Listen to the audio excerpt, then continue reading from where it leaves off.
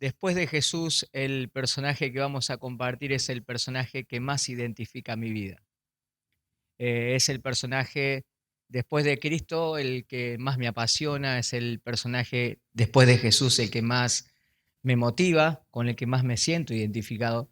Así que bueno, que Dios me dé esta posibilidad de poder compartir acerca de David, para mí es un privilegio. Ya de por sí abrir la palabra de Dios y compartirla es un privilegio. Y siempre lo he repetido y lo he dicho, no sé por qué, pero estar acá, pasan los años, pasan el tiempo, pasan las iglesias y uno comparte la palabra de Dios y siempre está ese temblequeo, ese ahogamiento, esa situación de que parece que se te mueven los pies. Y es justamente porque uno realmente depende de la presencia de Dios. Yo creo que en esta noche lo que deseo compartir, deseo de todo corazón que no sean mis propias palabras, sino que sea el Espíritu Santo de Dios que me asista en este momento para que lo que podamos compartir sea conforme a la necesidad que usted tiene. Que no sea conforme a lo que yo quiera decir, conforme a lo que la iglesia quiere escuchar, sino que sea conforme a lo que Dios considera que es la necesidad y prioridad para su corazón. Así que bueno, yo le he puesto, el Señor me ha dado la posibilidad de ponerle el título a lo que vamos a compartir acerca de la vida de David como un corazón en proceso. Ustedes saben que nosotros durante la vida cristiana pasamos por diferentes procesos.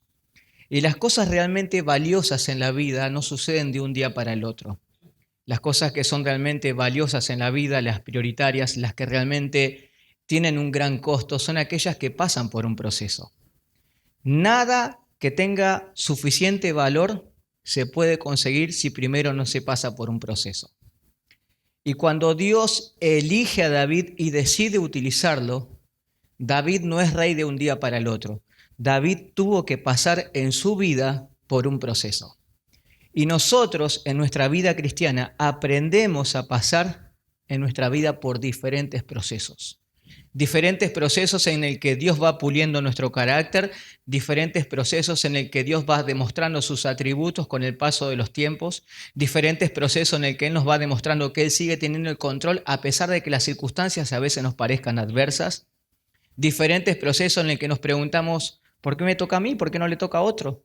Diferentes procesos en el que a veces tenemos ganas de alabar a Dios y a veces no tenemos tantas. Diferentes procesos en el que a veces estamos animados y a veces estamos desanimados. Diferentes procesos en el que parece que la vida de golpe nos es color de rosa y de golpe nos parece la vida más oscura o más tenebrosa. Así que nuestra vida siempre está pendiente de un proceso. Y en ese proceso, la determinación con la cual nosotros dejemos de que Dios actúe en nuestra vida va a determinar de que nosotros podamos alcanzar determinadas metas o podamos quedarnos simplemente en el intento. Saben que David ha sido distinguido en la Biblia, mencionado por Dios como un hombre conforme al corazón de Dios. ¿Cuántos aquí le gustaría tener un corazón como el de David?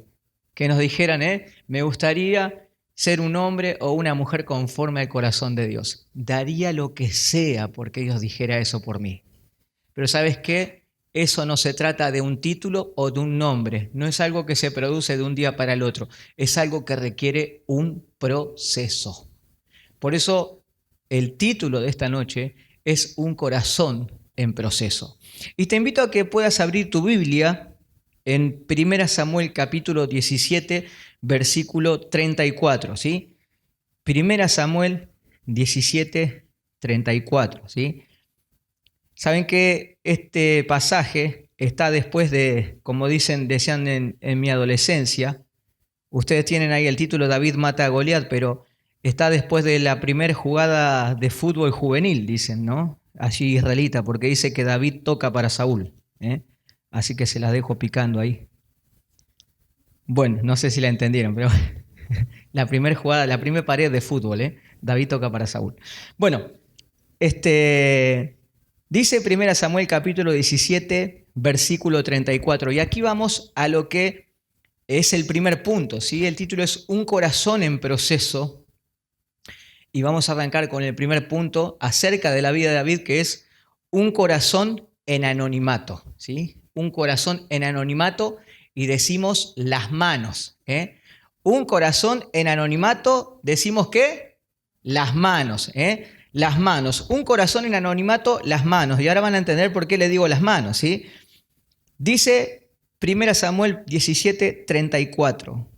David respondió a Saúl: tu siervo era pastor de las ovejas de su padre, y cuando venía un león o un oso y tomaba algún cordero de la manada, salía yo tras él y lo hería y lo libraba de su boca, y se levantaba contra mí, y si se levantaba contra mí, yo le echaba mano de la quijada y lo hería y lo mataba. ¿Sí? Un corazón en anonimato. ¿Sabían que cuando Dios elige a David, dice que fue el profeta Samuel a la casa de Isaí, su padre, y le dice: Dios me envió para ungir a quien va a ser el próximo rey de Israel? Y entonces ahí comienza Isaí a llamar a cada uno de sus hijos. Y comienza a llamar a los que primero estaban alistados en el ejército del rey Saúl. Hijos y hombres de guerra. Hombres con su piel curtida, hombres con sus cicatrices, hombres que tenían puestas varias batallas de guerra. Y entonces los llamaba y comienza a llamar desde el primogénito, porque generalmente se sucedía y era una costumbre hebrea en aquellos momentos de que la bendición más grande siempre se la llevaba al primogénito. Entonces, ¿qué hace Isaí? Llama a su hijo primogénito, al más grande que había. Y entonces cuando ve Samuel a ese hombre grandote, a ese hombre fornido, a ese hombre que su piel demostraba que tenía varias batallas encima, Samuel, impresionado por la estatura y por el tamaño de este hijo de Isaí, dice: de cierto, delante de Jehová estás ungido. Pero allí Dios le hace un llamado de atención a Samuel y le dice: no mires lo que está delante de tus ojos, porque yo no miro lo que está delante de los ojos de los hombres, yo miro lo que está dentro del corazón. Y entonces Isaí decide hacer desfilar a cada uno de sus hijos. ¿Sabía cuál fue el número que le tocó a David de los hijos? Era el más pequeño. Tenía 7 hermanos delante de él. Y pasaron 7. Y cuando parecía que la bendición de Dios no llegaba, Dios le dice a Samuel: tiene que haber alguien más, hay alguien más. Entonces Samuel le dice a Isaí: ¿queda algún hijo más? Y le dice: mira, tengo el más pequeño de todos, que está allí trabajando. Está allí pastoreando las ovejas. Se llama David. Y Dios le dice: ese es mi escogido. Entonces Isaí llama a su hijo, que ¿dónde estaba? Estaba pastoreando, estaba trabajando, estaba en el anonimato, estaba haciendo un trabajo de pastoreo que el día de mañana le iba a servir para poder cumplir dentro de su proceso el propósito por el cual Dios lo iba a elegir. ¿Sabes qué? Lo que David estaba haciendo en aquel momento en el desierto, pastoreando ovejas, que era un proceso de aprendizaje, que era un proceso de formación, que era un proceso de capacitación, que era un proceso quizás de penumbras, que era un proceso de sombras, que era un proceso donde no había cámaras encendidas, donde no había personas que lo aplaudieran. Ese proceso que David hacía en el anonimato, y que mientras él pastoreaba las ovejas, aprendía a tocar su arpa, aprendía a adorar a Dios, aprendía a escribir las canciones más hermosas que salen de un corazón lleno de la presencia de Dios. Ese proceso de aprendizaje de David fue el que le dio el primer escalón para el día en el que Dios lo determinara, poder llegar a ser un rey conforme al corazón de Dios. Entonces, ese David que en el anonimato, en la intimidad, pasaba y disfrutaba de la presencia de Dios a tal punto que él decía: deleítate a sí mismo en Jehová y él te concederá las peticiones de tu corazón. A ese mismo David Dios decide llamar. ¿Sabes qué? Cuando Dios da desafíos grandes a las personas, siempre se las da a los que están trabajando. Dios no llama ni le da desafíos grandes a los perezosos.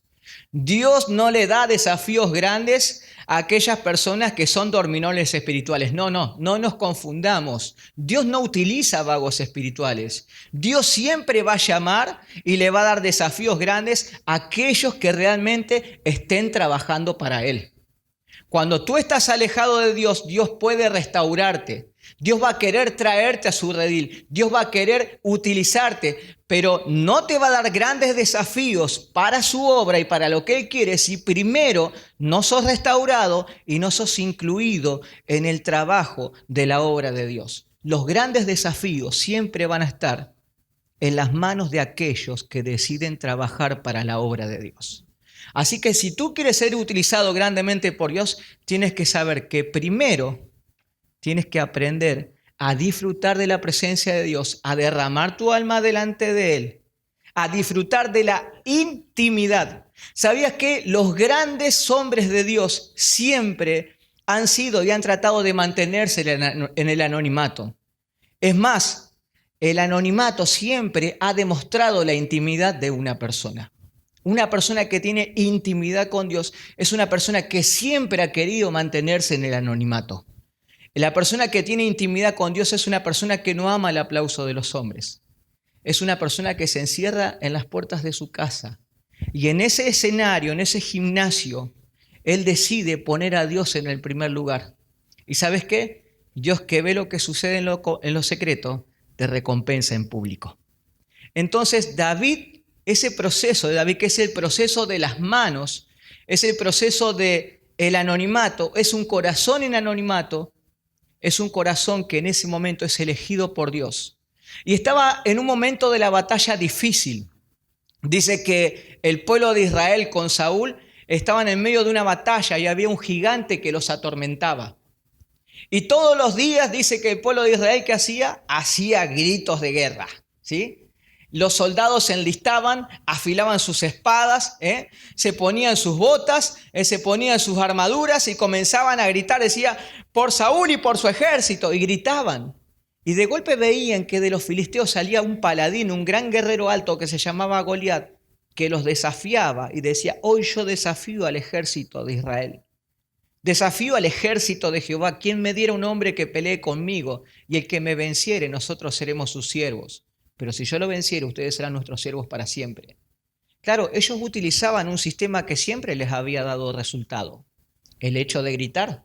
Ellos decían, hemos ganado un montón de guerras enlistándonos y gritando. Esta vez no tiene que dar resultados, pero pasaban varios días y los filisteos no se iban.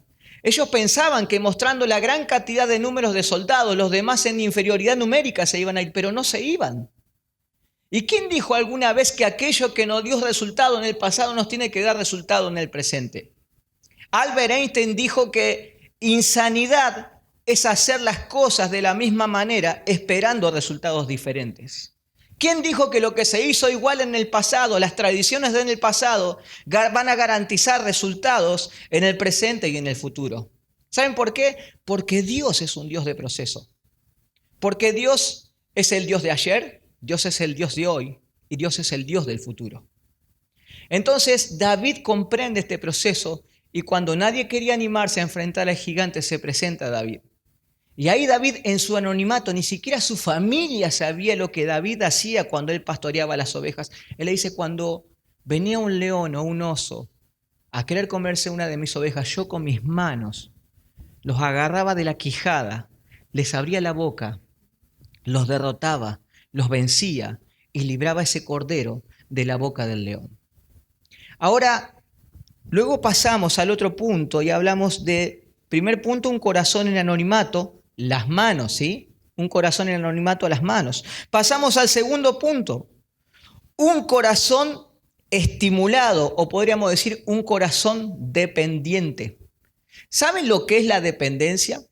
Dependencia es recibir un estímulo de algo o de alguien que nos ayude frente a una actividad determinada, ¿sí? Lo repetimos, dependencia es recibir un estímulo de algo o de alguien que nos ayude frente a una actividad determinada. ¿Sabías cuál era el estímulo de David? El estímulo de David era poner el nombre de Dios en alto. No existía para él ningún estímulo superior que ese.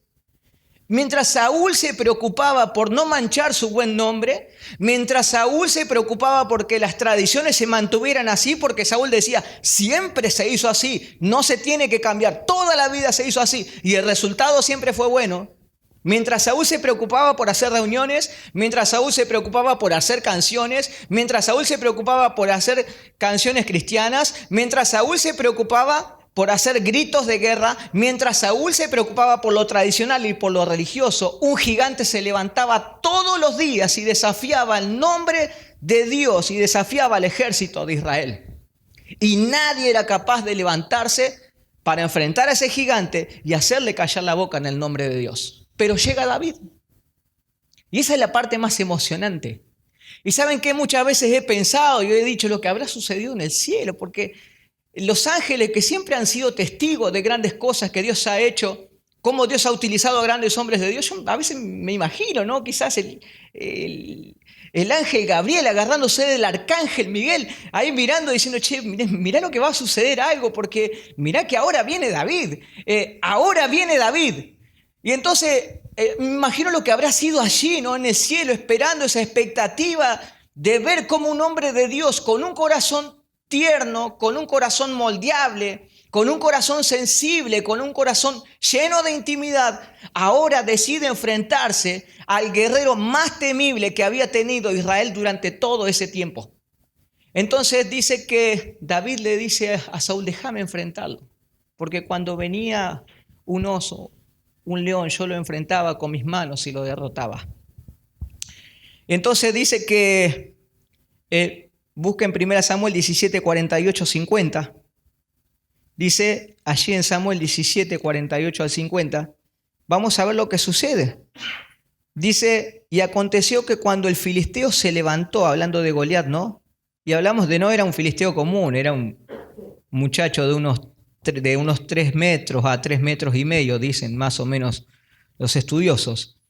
Dice, y aconteció que cuando el filisteo se levantó y echó a andar para ir al encuentro de David, David se dio prisa y corrió a la línea de batalla contra el filisteo. Y metiendo David su mano en la bolsa, tomó de allí una piedra y la tiró con la honda, e hirió al filisteo en la frente, y la piedra quedó clavada en la frente, y cayó sobre su rostro en tierra. Así venció David al filisteo con honda y piedra, e hirió al filisteo y lo mató, sin tener David, ¿qué dice? Sin tener David espada en su mano. ¿Se acuerdan del primer punto? Un corazón en anonimato, las manos. El segundo punto, un corazón estimulado, la onda. ¿Sí? Así que David en ese proceso, cuando antes no tenía nada, ahora tenía una onda. Y con esa onda buscó piedras y con una piedra se la tiró y el gigante fue derrotado. Dice que David se acercó hacia el gigante, usó su espada, le cortó la cabeza, levantó la cabeza y allí el ejército fue motivado, fue estimulado y fue lanzado a una gran victoria. Dice que corrieron a todos los filisteos y comenzaron a vencerlos uno por uno. Y ese día dice que Dios dio una gran victoria sobre Israel. Ahora, David comienza a saltar al siguiente nivel. Primero arrancó utilizando sus manos, ahora comenzó a utilizar una honda. Te quiero decir una cosa. Si en tu vida solamente quieres derrotar osos y leones, te basta solamente con las manos. Si en tu vida quieres derrotar gigantes, te basta solamente con la honda. Quizás algunos se conformen solamente con derrotar gigantes y nada más. Pero si algún día quieres llegar a ser un rey, vas a necesitar mucho más que una honda. Entonces David decidió no conformarse con ese nivel y decidió ir al siguiente nivel. Y ahí pasamos al otro nivel y pasamos al nivel en el que yo le puse un corazón íntegro y prudente, ¿sí? Un corazón íntegro y prudente. El primer punto era un corazón en anonimato, las manos. El segundo punto, ¿sí? Era un corazón como estimulado, ¿sí? La onda. Ahora pasamos al tercer punto y hablamos de un corazón íntegro y prudente, la espada, ¿sí? Dice 1 Samuel 18, 1 al 16, si lo quieren ir leyéndolo mientras vamos charlando. Dice que cuando Saúl vio que había algo especial en David y que David le había dado la victoria en esa batalla, dice que Saúl no dejó que David se volviera a su casa. Y dice que en ese momento el alma de su hijo Jonatán, el alma de este príncipe, el alma de este probable sucesor a heredero del rey, quedó ligada con la de David. Y la Biblia habla acerca de un amor de uno con otro, de un amor de amigos, de un amor de personas que comparten los mismos ideales, de un amor de personas que comparten el mismo Dios, de un amor de personas que comparten los mismos valores. Y entonces dice que David nunca había utilizado una espada más que en ese momento para cortarle la cabeza a Goliat. David había utilizado siempre sus manos, siempre había utilizado la honda. Pero presten atención que después de este pasaje en el que David mata a Goliat, la honda nunca más se vuelve a ver en la Biblia. Nunca más se habla acerca de la honda de lo que sucede en todo el libro de Samuel, ni siquiera en toda la Biblia.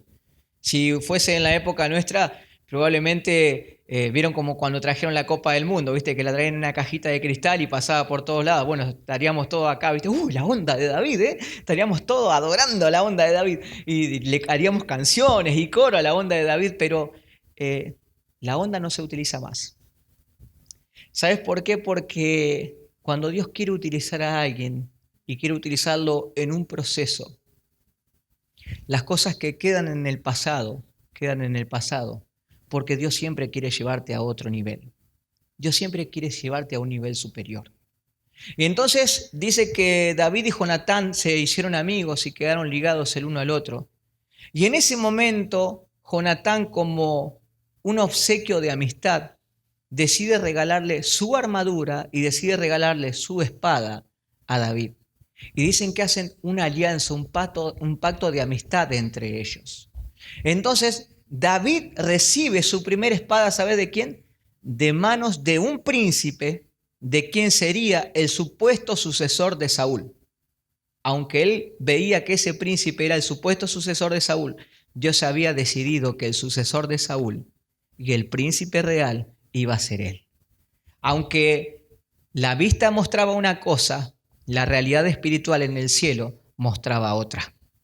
Y aunque Goliat maldecía a David y le decía un montón de cosas, David entendía de que por más que las personas te maldigan en la tierra, no puede ser maldecido en la tierra alguien que ha sido bendecido en el cielo.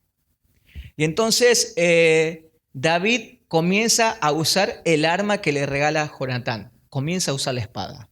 Y el primer desafío que le da el rey Saúl, dice que David entraba y salía y las mujeres hacían cánticos y decía, David mató a 10.000 y Saúl mató a 1.000. Y dice que Saúl comenzó a sentir un poquito de celos, ¿viste? Y claro, escuchaba la canción una vez, 2 veces. Muchachos, ahora nos volvimos a ilusionar, queremos matar otra vez a 10.000, queremos ser campeones mundiales. Comenzaron, claro, a abrir una canción, ¿viste? Yo calculo que habrá sido algo así, ¿no? Y claro, era todo muy lindo para Saúl hasta que le dieron 10.000 a David y ahí le dieron 1.000 y eso ya no le gustó, ¿viste? Y entonces Saúl, enojado, quería que a David lo destruyeran. Y entonces dice que en un momento dice, bueno, mira David, tengo una hermosa noticia para vos. Ya que fuiste un gran guerrero, quiero darte una de mis hijas. Y dice que había una de las hijas de Saúl que se llamaba Mical y que dice que Mical realmente estaba enamorada de David y que quizás había onda entre ellos, ¿viste? Había feeling. Y entonces le dice, bueno, ¿qué es lo que quieres, rey? Dice, porque yo también soy un hombre que también no quiero morirme sin conocer lo que es el amor, dijo David, ¿no? Y entonces le dijeron, bueno, mira David, te voy a dar una pequeña tarea. Quiero que vayas al campamento de los filisteos en un momento dado y determinado en el que yo te voy a decir, y quiero que vayas hasta allá con tu espada, con la espada que te dio mi hijo Jonatán, y me traigas 100 prepucios de los filisteos. Si me traes 100 prepucios de los filisteos, te voy a dar mi hija Mical como mujer. ¿Sabes cuántos prepucios trajo David? 200. Por favor, no piensen más de lo que la Biblia dice, ¿eh? No piensen cómo lo hizo al trabajo, pero ¿sabes qué? David comenzó a utilizar su espada y eso era un salto al siguiente nivel. ¿Sabes qué? En la vida ministerial y en la vida cristiana a veces nos va a tocar hacer cosas que muchas veces no nos va a agradar. No siempre vamos a tener el ministerio ideal. He conocido personas que a veces fracasan y piensan que la vida cristiana es solamente tener el ministerio ideal. Que arrancás un ministerio y ya sos bendecido desde el primer día. Que arrancás un ministerio y todo tiene que ser perfecto, porque si no, bueno, entonces lo dejo, ¿no? No era lo que yo pensaba. Entonces dejás el ministerio, ¿viste? Y las personas que se arreglen y todo lo demás que se arreglen, porque bueno, y las personas esperan un ministerio ideal. Y sabes que en la vida cristiana no existen los ministerios ideales. En la vida cristiana te va a tocar hacer un montón de cosas que muchas veces no te va a agradar, que te va a desagradar, pero que tienes que entender que cuando lo haces, no lo haces para las personas, sino que lo haces para alguien que realmente dio todo por ti, por alguien que te ha valorado y te ama de una manera incondicional. Entonces David fue con esa espada y trajo, no 100, trajo 200 prepucios. ¿Y sabe qué hizo Saúl? Perfecto, te ganaste a mi hija Mical. Le dio, ¿eh? Le dio lo que él esperaba, ¿no? Le dio lo que le había prometido. Pero de golpe Saúl comienza a volverse loco y los celos comienzan a atormentar a Saúl y comienza a perseguir a David. Y entonces dice que cuando David tocaba su arpa, en algún momento, viste, se le chisporroteaba a Saúl y le agarraban los celos de golpe. Y entonces agarraba una lanza y estaba tocando David el arpa y de golpe, viste, como que estuviera Saúl allá y acá estuviera Martín tocando la guitarra y está lavando. Y de golpe, viste, sale Tato allá con la espada y tira un lanzazo y hace Martín así a lo Matrix, viste, y esquivaba el lanzazo de Saúl porque por ahí se le chiflaba el moño, viste. Tenía mucho celo y dice que había un espíritu en Saúl que lo atormentaba. Y entonces David comenzó a ver con ojos raros. Dice, este en cualquier momento me va a dar un lanzazo y no voy a contar más el cuento. Entonces David comienza a tomar distancia de Saúl. Pero luego Saúl, viendo que David comenzaba a darse cuenta de lo que a él estaba sucediendo, dice que quiso tratar de sorprenderlo una noche mientras él dormía. Y su esposa Mical, cuando se enteró, le dijo a David, David, esta noche van a venir a matarte. Entonces David, con su familia y algunos soldados que habían quedado ligados en corazón con él, deciden irse. Y cuando David se va a una de las tiendas donde estaba uno de los sacerdotes, el sacerdote Abiatar, y le dice, por favor, tenemos que irnos de viaje porque Saúl se ha vuelto loco y queremos pan y no tenemos pan. Y entonces le dice, ¿alguno de los soldados de ustedes ha tenido algún tipo de relaciones en estos días? No, no hemos mantenido puro. Bueno, tomá, te doy los panes de la preposición. Y le dice, pero necesito una espada, no tengo espada. Y entonces dice, pará, acá hay una espada. Y cuando corre una cortina, ve que había una espada que tenía las aleaciones más sofisticadas de la época. Esa espada era la espada de Goliat. Y cuando David mira la espada de Goliat, dice, ninguna como esta. Ninguna como esta. Y entonces David utiliza la espada de ese gigante con las aleaciones más sofisticadas de la época, con el mejor de los aceros que había, y David comienza un proceso nuevamente hacia el otro nivel. ¿Sabes qué? Para matar un oso, un león vas a necesitar tus manos. Para matar un gigante vas a necesitar una onda. Para poder defenderte, para poder cubrirte, para poder bendecir a tu familia, vas a necesitar una espada. Y sabes que la Biblia dice de que la espada del Espíritu es la palabra de Dios. Y sabes que no hace a un guerrero no lo hace la espada, sino el respaldo de la persona que lo da.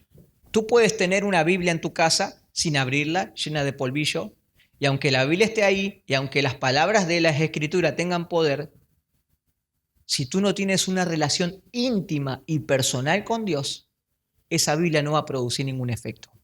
La Biblia no produce ningún efecto cerrada de porque sí. No es que yo tengo la Biblia acá así y de golpe lo toco a Rubén y ¡pum! Y le sale la bendición. No. La Biblia tiene efecto en las palabras que dice, en la cual yo a través de la intimidad con Dios interpreto y a través de la guía del Espíritu Santo, estas palabras que tienen el poder para cambiar a las personas producen poder. Porque dice que la Biblia es poder. No me avergüenzo del Evangelio porque es poder de Dios. Hay poder en estas escrituras, ¿sí? Lo que no hay poder es en la tapa, si es de color negro, si es color gris, si es color rosado, rojo, no sé lo que usted quiera, ¿sí? Pero una Biblia de por sí, una Biblia cerrada sin utilizarse, no es una espada abandonada. Pero un guerrero con una espada respaldado por Dios, esa persona sí es capaz de conquistar y de destruir cientos de ejércitos. Pasamos al próximo punto. Habíamos hablado de un corazón íntegro y prudente, ¿no? De la espada. Para aquellos que no saben quizás lo que significa integridad. Integridad es hacer las cosas de la manera correcta, aunque otros no nos aplaudan. Integridad es hacer las cosas de la manera correcta, aunque otros no nos vean. ¿Saben qué? Dice que en el proceso en el que Saúl comenzó a perseguir a David, lo perseguía a David, y dicen que cuando perseguía a David en un momento de un desierto, dice que a Saúl le comenzó a agarrar retorcijones. Y bueno, y como todo ser humano tenía ganas de hacer sus necesidades, y entonces en un momento, bueno, Saúl decide meterse en una cueva. Y en esa cueva, donde lógicamente estaba oscuro, donde él pensaba que no había nadie, ahí estaban, ¿sabes quién? Estaba David y sus soldados. Se habían escondido, huían de la presencia de Saúl. Y dice que en ese momento cuando Saúl estaba, dice que se sentó a cubrir sus pies, o sea que ellos utilizaban sus vestidos largos, ¿no? Sus túnicas. Entonces cuando David se inclinó, ¿no? para hacer sus necesidades fisiológicas, de golpe estaba David ahí atrás y los soldados le dicen, David, de cierto te decimos que Dios ha puesto a Saúl en tus manos, ha puesto a tu enemigo en tus manos. ¿Sabe qué fue lo que dijo David? ¿Cómo yo voy a poner mis manos sobre el ungido de Jehová? ¿Cómo yo voy a atacar y voy a maldecir y a darle juicio a aquella persona a la cual Dios ha ungido? Y entonces David le perdonó la vida a Saúl, se lo hizo saber a Saúl. Saúl le dijo, David, hijo mío, no sabía que eras tú, quédate tranquilo, no te voy a volver a perseguir. Pero otra vez Saúl volvió a la carga con lo mismo, ¿no? Los celos de Saúl no lo pudieron fueron más que él, fueron superiores. Entonces dice que Saúl volvió a seguir persiguiendo a David y lo siguió hasta un collado. Dice que en ese collado Saúl estaba cansado y se durmió Saúl con sus soldados. Y de golpe cuando se durmieron con sus soldados, David, que estaba merodeando, viendo el lugar, aparece con sus soldados y encuentran que Saúl estaba dormido.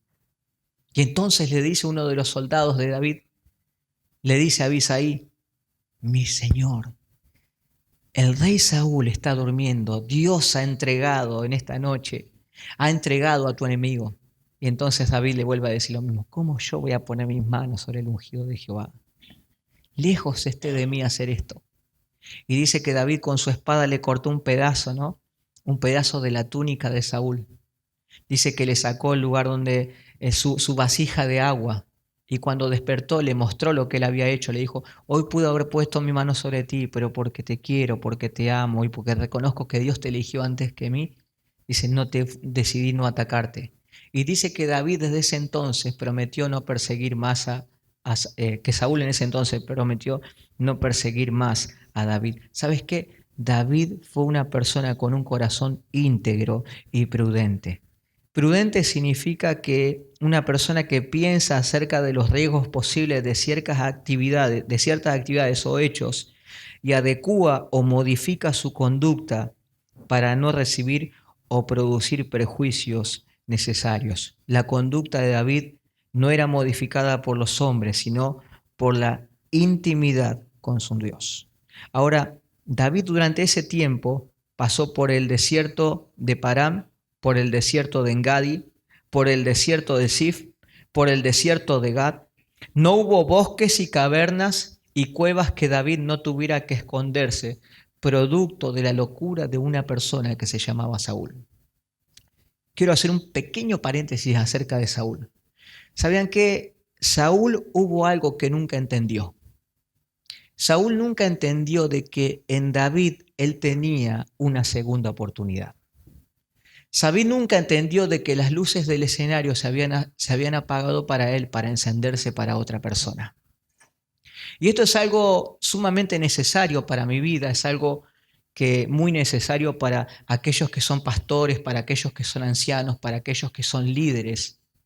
El hecho de tener cuidado de que quizás no puedas por celos estar persiguiendo a aquel a quien Dios ha decidido utilizar o ungir en lugar tuyo. Nunca pongas trabas a las personas que tal vez Dios ha decidido bendecir tu iglesia, bendecir tu ciudad, bendecir tu lugar, pura y exclusivamente porque Dios ha decidido no hacerlo contigo, pero sí hacerlo con el otro. Si Saúl hubiera entendido de que en David tenía una segunda oportunidad, hoy estaríamos hablando de otro Saúl. Estaríamos hablando de un Saúl que lo aconsejó, de un Saúl que lo respaldó, de un Saúl que le hizo la vida más fácil, de un Saúl que tendría un poco más de gloria, aunque le hayan entregado 1000 y 10.000 a David, por lo menos le entregaron 1000 a él y no le entregaron nada. Bueno, nunca lo supo entender eso Saúl. Y eso es un gran riesgo y es una de las cosas por las que muchas veces con mi vida oro y le digo, Señor, por favor, no permitas que algún día yo sea como Saúl. Que el orgullo, que la vanidad, que la envidia me transformen en esa clase de persona y le haga la vida difícil a aquello a lo que tú has decidido utilizar. Si en esta noche yo solamente transmito información, estoy errando en lo que estoy haciendo. Pero si yo estoy enseñando y usted está aprendiendo, yo estoy cumpliendo con mi misión. Estoy cumpliendo con mi responsabilidad. Y no es mi intención en esta noche ser popular o quedar bien con usted, sino que en esta noche lo que más me interesa es hacer justamente lo que hacía David en el próximo nivel. Y pasamos al próximo nivel y hablamos de un corazón influyente. Si quieres matar un oso o un león, tienes que saber que con tus manos te va a bastar. Si quieres derrotar a un gigante, vas a necesitar una onda. Si quieres proteger a tu familia, si quieres proteger a los que más quieres, si quieres proteger tu vida, vas a necesitar una espada. Pero si quieres conquistar tu ciudad, vas a necesitar un equipo. ¿Y sabes qué? En 1 Samuel capítulo 22, versículo 1 al 3, si ustedes quieren pueden ir leyéndolo mientras vamos charlando, habla acerca de la cueva de Adulám. Y Adulám era la cueva del lugar en el que se lo llamaba el lugar de los abandonados, el lugar de los olvidados. Era la cueva donde asistían los endeudados, donde asistían los angustiados, donde asistían los esclavos que se escapaban de sus dueños, donde asistía todo lo que la sociedad no daba ni siquiera 2 pesos por esas personas. En ese lugar, en esa cueva, ahí asistía lo que la sociedad descartaba. ¿No te parece increíble que muchísimos años más tarde el apóstol Pablo diga que lo vil y lo menospreciado del mundo escogió Dios para avergonzar lo que es? En ese lugar, en esa cueva de Adulám, donde David se escondía, iban todos los días personas angustiadas, personas entristecidas, personas abandonadas, personas descartadas. ¿Y sabe qué es lo que hacía David? Los influenciaba. Les hablaba de su Dios. Les cantaba canciones. Les hablaba de los salmos que escribía. Les decía, aunque afligido yo y angustiado, Jehová pensará en mí. Le decía, Jehová es mi luz y mi salvación, ¿de quién temeré? Jehová es la fortaleza de mi vida, ¿de quién he de atemorizarme? Cuando se juntaron contra mí los malignos, mis angustiadores y mis enemigos para comer mis carnes, ellos tropezaron y cayeron. Aunque un ejército acampe contra mí, no temerá mi corazón. Aunque contra mí se levante guerra, yo estaré confiado. Una cosa he demandado a Jehová, esta buscaré, que esté yo todos los días en la casa de Jehová, para contemplar la hermosura de Jehová y para inquirir en su santo templo. Le decía, deleítate a sí mismo en Jehová y Él te concederá las peticiones de tu corazón. Entonces esas personas que estaban desanimadas, que estaban angustiadas, encontraban en David un líder influyente. Encontraban en David un líder diferente a los demás. Encontraban en David un líder que acercaba a Dios a las personas, no que las alejaba. Encontraban a una persona que cuando les compartía y les enseñaba, las personas tienen un encuentro con Dios y no un encuentro con el hombre. Encontraban a alguien que lo único que le importaba era ser influyente y no popular. Si yo quiero ser popular delante de ustedes, estoy errando, pero lo que en esta noche me interesa es que Dios me pueda utilizar para ser influyente en su vida, para lo que podamos compartir en esta noche pueda quedar clavado en su corazón y pueda ser una motivación y un estímulo para que eso le pueda servir durante años para tomar las mejores decisiones para su vida. Entonces David fue un corazón influyente, influenció sobre personas que no valían nada. ¿Y sabes qué? De esas personas que él influenció, salieron los valientes de David. Había hombres, que había uno que le decían el Tacmonita, que dice que en una sola batalla ese hombre derrotó a 800 soldados. Un hombre contra 800, los derrotó. Había otro que se llamaba Abisaí, que era un gran lanzador. Dice que con su lanza había matado a 300 hombres con su lanza. Si te gusta alguna película como Troya o como Conan o como lo que fuera, mirá, lee lo que hicieron los valientes de David, porque esto es increíble. Había otro soldado que se llamaba Eleazar, que dice que en un momento estaban en una era y dice que de golpe lo sorprendieron un montón de filisteos, todo un ejército de filisteos, y los soldados que no eran los valientes de David, otros soldados nuevos, asustados se fueron. Y quedó David con este soldado Eleazar y otro soldado, espalda con espalda. Y dice que comenzaron a luchar todo un día con su espada, luchaban, volaba sangre para un lado, sangre para el otro, cabeza para un lado, el pelo para el otro, la pierna, el pie, lo que sea. Luchaban y lucharon de tal manera que dice que a este soldado Eleazar se le quedó la espada pegada en la mano. Eran hombres que habían sido influenciados por David. David le había dado la posibilidad de poder volver a recuperar su identidad, de volver a recuperar su valor, de hacerlos sentir que realmente eran especiales para Dios. Y entonces eran capaces de enfrentar a lo que sea. Un día David, quizás sonámbulo, acostado, dice, ¿quién me diera de beber un vaso de agua? Y entonces era tal la identificación que ellos tenían con David, que dice que 2 soldados se cruzaron al campamento de los filisteos y le trajeron un vaso de agua. David dijo, ¿cómo yo voy a beber este vaso de agua sabiendo que mis soldados arriesgaron su vida? Y derramó esa agua para Dios. Era un hombre influyente. Ahora, si quieres vencer a un león o a un oso, vas a necesitar tus manos. Ya terminamos. Si quieres vencer a un gigante, vas a necesitar una honda. Si quieres proteger tu familia y tu vida, vas a necesitar una espada. Si quieres liberar a tu ciudad, vas a necesitar un equipo. Pero si quieres conquistar tu nación, vas a necesitar un ejército. Y dice allí Primera Crónicas 12:20, después lo buscan si quieren en su casa, y hablamos acerca de un corazón humilde. Y ahí habla que dice que de diferentes regiones salían soldados para enlistarse al ejército de David. Y decían, David, nosotros reconocemos que tú eres el ungido de Dios. Y los hombres comenzaban a enlistarse al ejército de David. Salían de diferentes lugares, los mejores capitanes, personas que sabían utilizar la espada con su mano izquierda y con su mano derecha. Se enlistaban al ejército de David. Y ¿sabes qué? Cuando la Biblia menciona, no menciona el ejército de David, sino que lo menciona como el ejército de Dios. ¿Sabes qué? David era un corazón en proceso, pero un corazón humilde, lleno de gracia. Porque dice que al corazón contrito y humillado no despreciarás tú, oh Jehová, porque dice que Dios resiste a los soberbios y da gracia a los humildes. David comenzó a hacer gracia en los ojos de las personas y todos los días se iban enlistando soldados al ejército de David. Muere Saúl.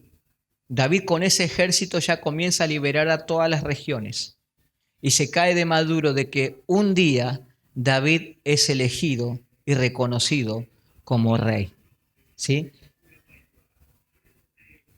Dice que es elegido y reconocido como rey. ¿Saben qué? Desde que David tuvo que enfrentar al gigante, está llamando, desde que David, es un llamado que Dios te está haciendo. Desde que David tuvo que enfrentar al gigante hasta que fue coronado rey, pasaron 17 años. De 14 a 17 años para que se cumpla la promesa. De la mano a la honda, de la honda a la espada, de la espada al equipo, del equipo al ejército y del ejército a la corona.